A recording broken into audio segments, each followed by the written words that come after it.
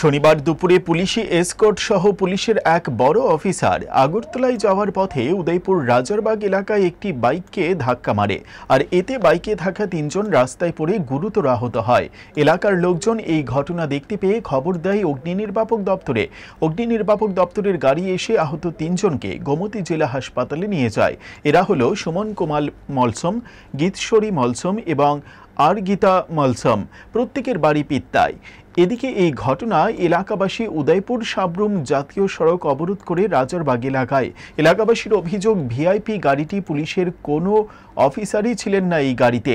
খবর পেয়ে পুলিশের কর্মীরা ঘটনাস্থলে ছুটে যায় এবং অবরোধ তুলে নেয়।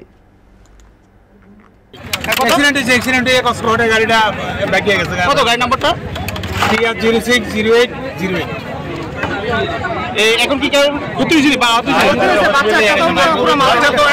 খুব খারাপ অবস্থা,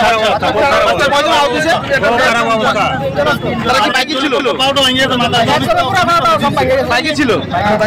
এখন আপনাদের কি দাবি?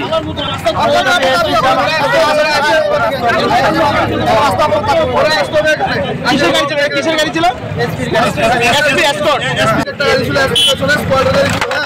এখানে একটা গাড়ি, একটা বাইক আসতেছিল, আর এসপি গাড়িটা বহুত স্পিডে ছিল। এসপি গাড়ি পেছনে স্কোয়াড গাড়িটা অনেক স্পিডে ছিল। হ্যাঁ, ওরা আসতেছিল, ওরা এইভাবে কাটিয়ে নিয়ে ওকে মারে অ্যাক্সিডেন্ট করে দিচ্ছে। বাইকের সাথে সংঘর্ষ হয়েছে, অনেক বড় সংঘর্ষ।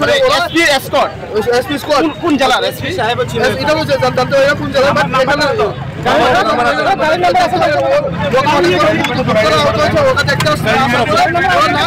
চলে গেছে সুতা, রুগীকে না দেখে চলে গেছে, রুগীকে না দেখে ছুটা চলে গেছে। পরবর্তী সময় আমাদের সাথে এরকম বলে, পরবর্তী সময় ওরা বলবে ওরা দেখে গেল। ওরা